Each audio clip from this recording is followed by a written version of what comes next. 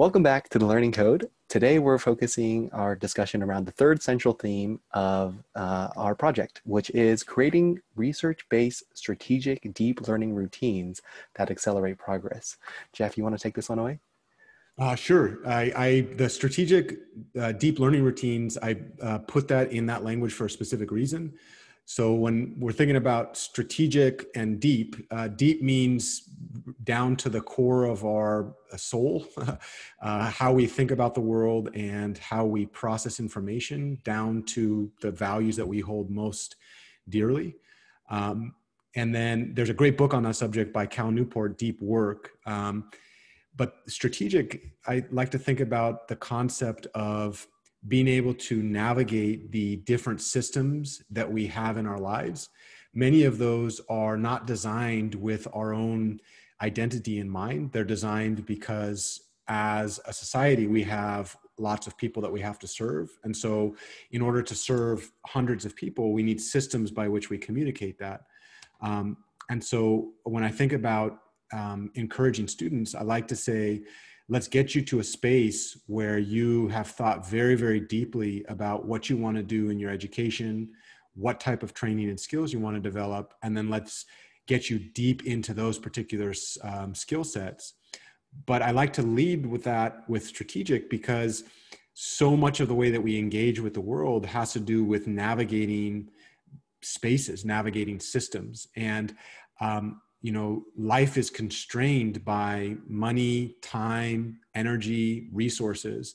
And I think that within the focus on deep learning, we got to start with the ability to navigate those spaces in effective ways so that students can be effective in the long run. I always say an ounce of prevention is worth a pound of cure. Do a bunch of stuff up front to put yourself in a position so you can spend as much time as you need or want learning deeply.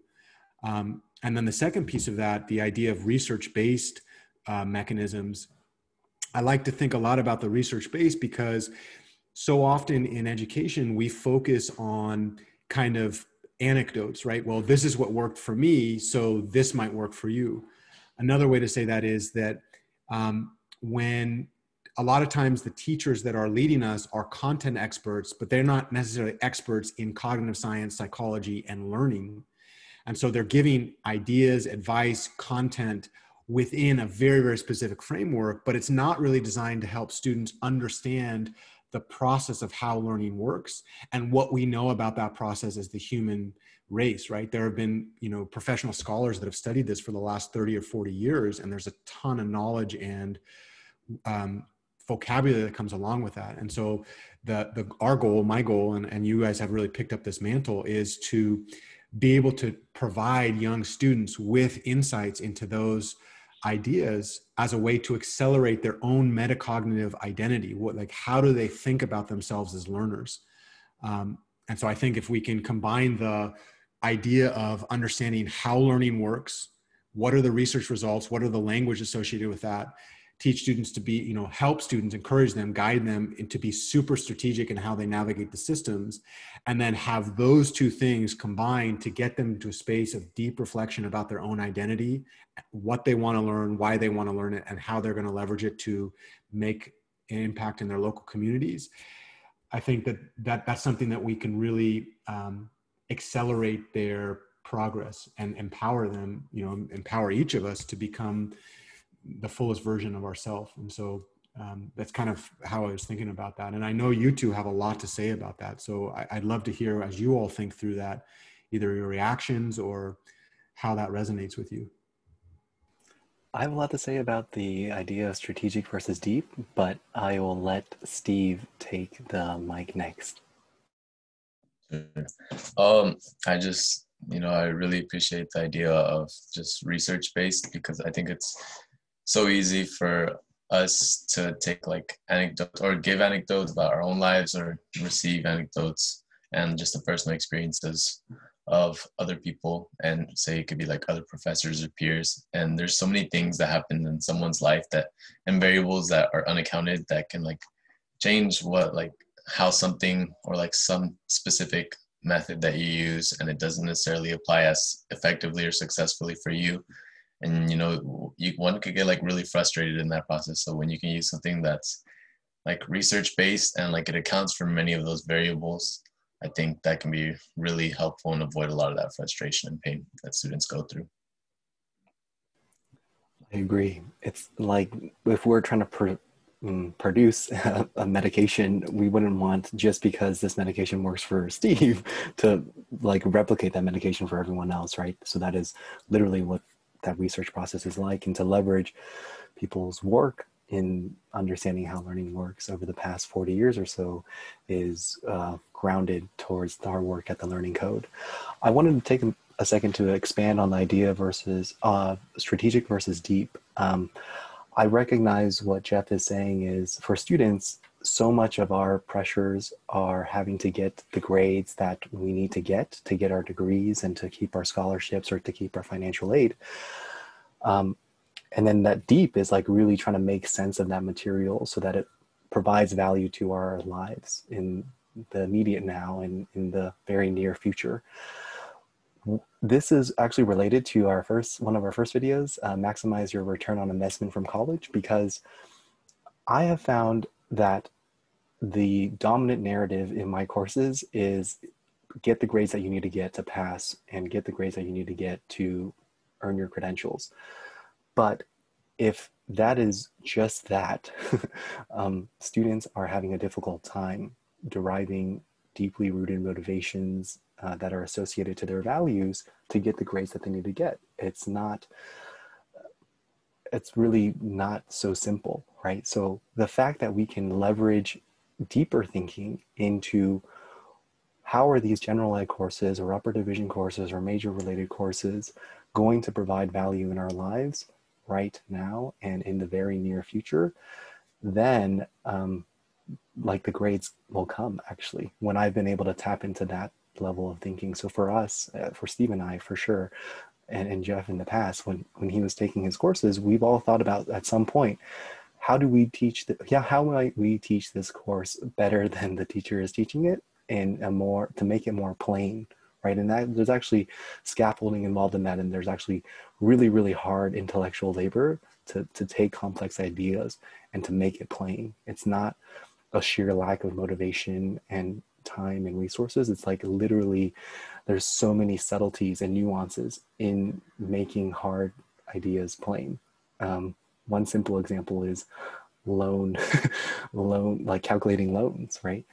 Steve, I saw what's in the chat. Do you want to say a little bit about that so we can expand this?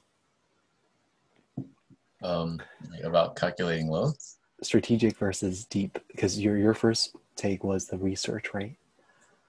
Yeah. Well, for strategic, I think for me it was difficult at first because I just wanted to take on some resources or study skills that could help me get the grade.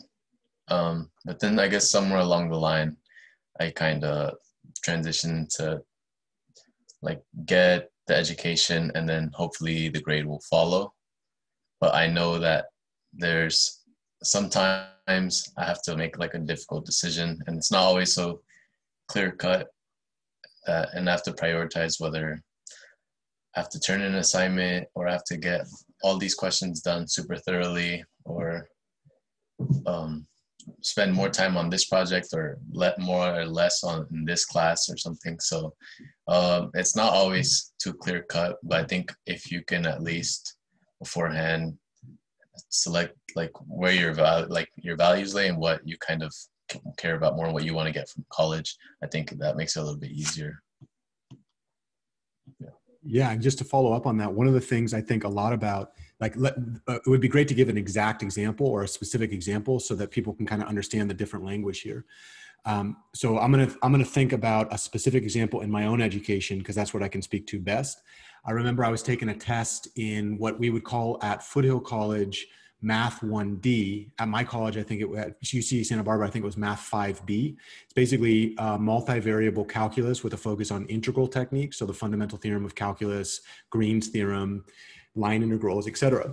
And I remember as I was preparing for that, At that point in my life, I had a bunch of different systems that I would use. So the deep learning was at the core of those ideas are some very, very deep ideas about the structure of how the world around us works. And at that point, I wasn't actually able to go as deeply as I needed because of the structure of the university. But I had what I would call strategic mechanisms that I could use to get an A in that class. And some of my strategic mechanisms, I would use a flashcard system, which we'll talk about in different videos in the future. I use the red, yellow, green. So at UCSB, I used to either bike or walk to campus. And around test time, one thing that I would do is if the test was on a Monday, the weekend previous and the weekend before that, about 10 days before that test, I would start getting ready. I would have made every day after lecture, as part of what I would do is I would make flashcards. And so those flashcards would cover theorems, definitions, statements, example problems, and they would have the problem on the front. And then on the back, they would have either the definition statement or the problem solution in a small form. And then I would just keep them in my back pocket. And what I learned was if I got it, every card started as red. So if I would get it right, it would move to yellow. And if I got it right again, it would move to green, but no card could move to green in one day. So it needed to move to green over a period of days. The moment I got one wrong, it would go from my green to yellow or yellow to red. And that cycle, not only was I doing stuff that I was just learning that day, but it also went backwards, right? So in any given week, we had 3 classes. So class 1, maybe I have 5 new flashcards or 10 new flashcards. Class 2, another 5 to 10. And then I'm cycling those through with the previous weeks. Well, it ends up that actually hits a number of research principles. So there's something called distributive practice, which is distributing over time. So the idea is that I can't move from one to another on one day. Another one is I have 10 days to start prepping for the material. This doesn't even include lecture rewrites. This is just like trying to study for the course. It actually ends up that in our brain, the neurons, the myelin sheaths around the connections get a lot stronger when you repeat a function over multiple days or multiple weeks. There's research studies on that. Another one is interleaved practice, which is you take a bunch of different ideas and you interleave them together. So rather than doing all Green's theorem in a 3-hour session, then the next one is all Stokes' theorem, then the next one is the line integrals. In that first one, do 1 Stokes, 1 Green's, 1 line integrals. Then the next one, 1 Stokes, 1. Now all of a sudden it's interleaved. And what happens is there's mental friction that slows my mind down because I have to context switch. And so on a day-to-day basis, it's actually much harder. But what I'm doing is I'm actually working out my neurons in a way that I wouldn't have to do if I just get back to back to back Green's theorem, because by the 4th Green's theorem problem, like I have it memorized. I don't have to think anymore, right? And so from that standpoint, like I didn't have that knowledge. I couldn't say that outside, oh, what I'm doing with this flashcard thing is a research supported concept. I just was using the material, but I think it's so powerful if we can start to teach, if students are aware, like, oh, this is interleaved practice. Oh, this is distributed practice. Oh, this is, whatever the name of those techniques are, so that they're familiar, like this is why it's working. And more particular, there are one of the ways not to do this, and I saw some of the students that struggled in the course, they would literally just like reread passages.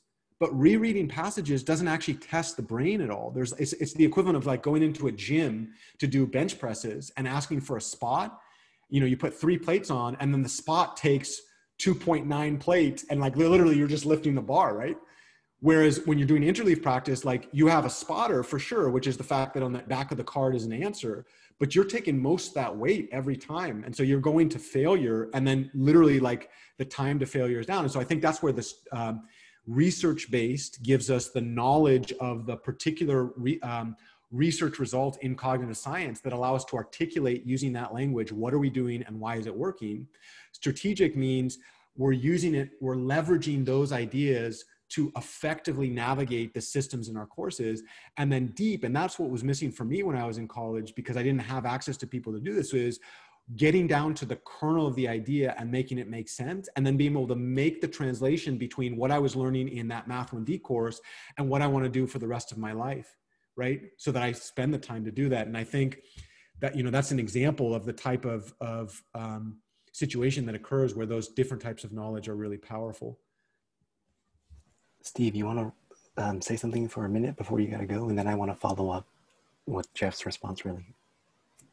I guess, no, yeah, I just wanted to maybe vouch for not the interleaved, but the distributed practices of flashcards. Although I haven't gotten it down to the T of using highlighters yet, but I think, you can gradually build your way up. And I probably don't even practice it as nearly as much as I should have, but I took the step of actually making the flashcards for a bunch of definitions. And so even though I didn't use it as much as I wanted to, I'm glad I took that step. And I think I just wanted to emphasize my point right now is that you can't really adapt these study skills overnight or just like maybe in one quarter. Like you gradually build them and it's a process. So, don't be disappointed if you're a C student one day and you're not an A student by week 5, But yeah, that's I have to head out now, and hope you guys do well. Thanks, Steve. I wanted to follow up. You'll keep this going. That's the beautiful of chapters and timestamps. So more specific example, since you highlighted Green's theorem, Jeff, when you lectured on Green's theorem, you helped your students go deep, right? By actually, do you remember you played the video of the water currents? And then you brought the props of those 2 discs to be able to visualize our concept images, right?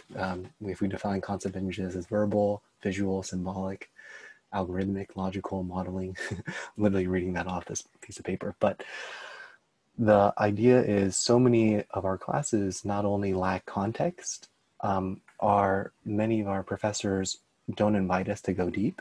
So so much of that is on the student.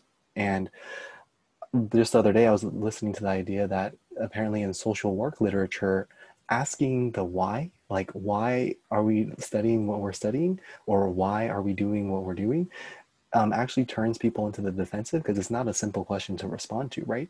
So like answering the question, why the heck are we learning Green's theorem, is not a easy question. However, this is where if we can get strategic, which is getting the grades we need to get by leveraging research-based study strategies, to deep, which is the why, we can really find synergy in both of those. So if I was in a multivariable calculus course and I was introduced to Green's theorem without the teacher showing me videos of Green theorems in action, or without the teacher having props, I can actually, it doesn't take me too much to look some of that stuff up.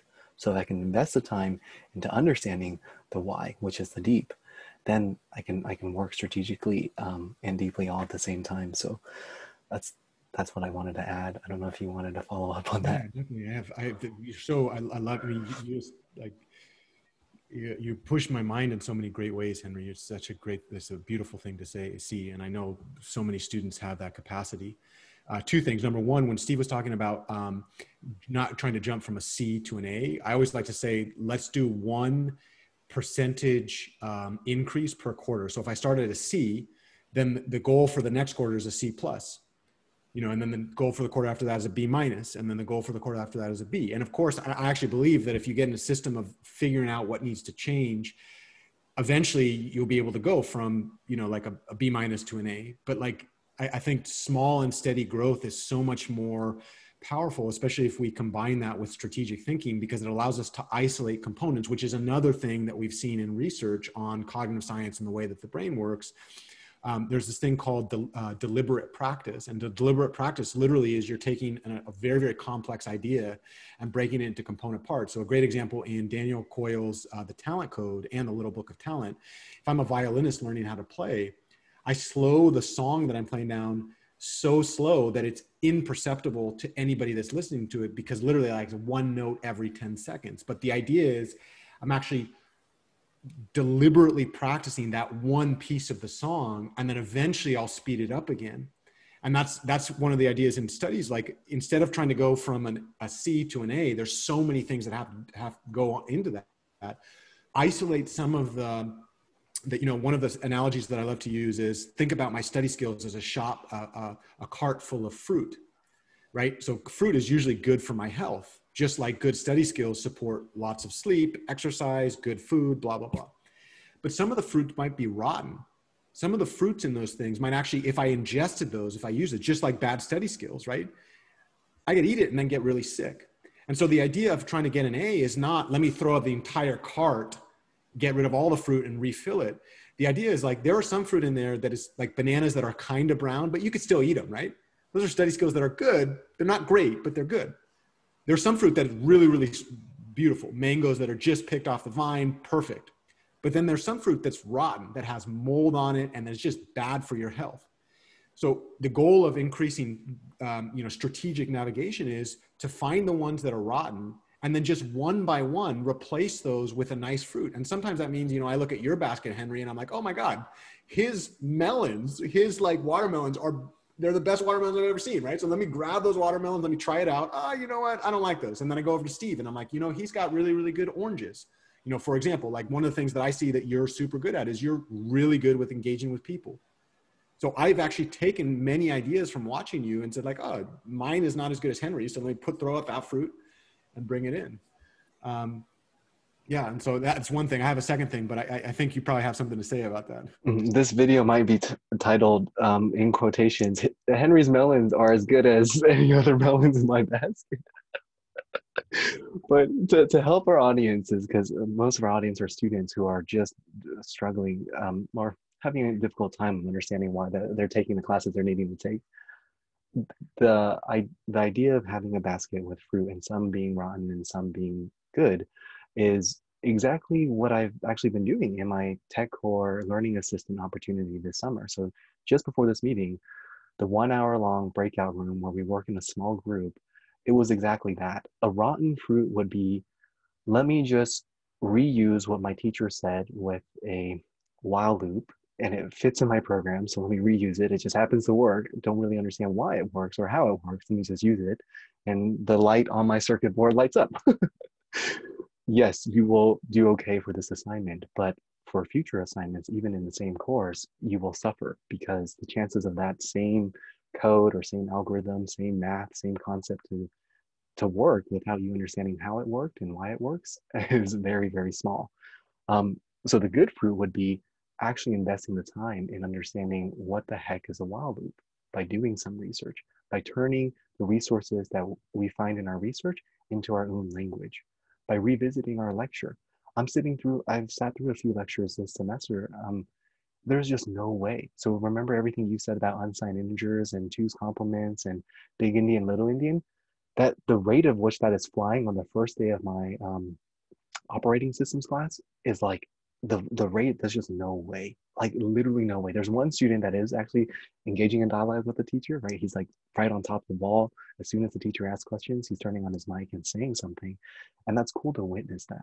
But for a student who doesn't know any better, they're just like, what in the world is big into, like, that was like from maybe 2 years ago, I took discrete math, or maybe I was never even introduced to those ideas in discrete math. So slowing down, playing the notes on the violin, or slowing down how tennis players hit the tennis ball in some of Daniel Coyle's research, that is literally us slowing down and picking apart the concepts that are being introduced to us in our lectures, in our worksheets, in the writings that we are reading through our research.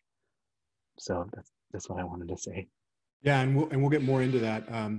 That I think as we go on in this, we will actually highlight some of the research results and give that language. And so that's to come. Today, the idea is just to get kind of a broad idea of the approach that we want to take and what those words mean. Why is it research-based? Why is it strategic? Why is it deep, right? This is the tip of the iceberg. There's so much more to be had here. Because if we don't show students that process and what it means to go deep, they realize not only is it lip service when we're like, oh, here's an A for this assignment, because they're like, all I did was copy your lecture, the code, and then it worked, or all I did is found this code on the internet and it worked. So I kind of dodged a bullet. But with too much of that, we are seeing the consequences when there's too much of that. So let's end this one here, and then to be continued.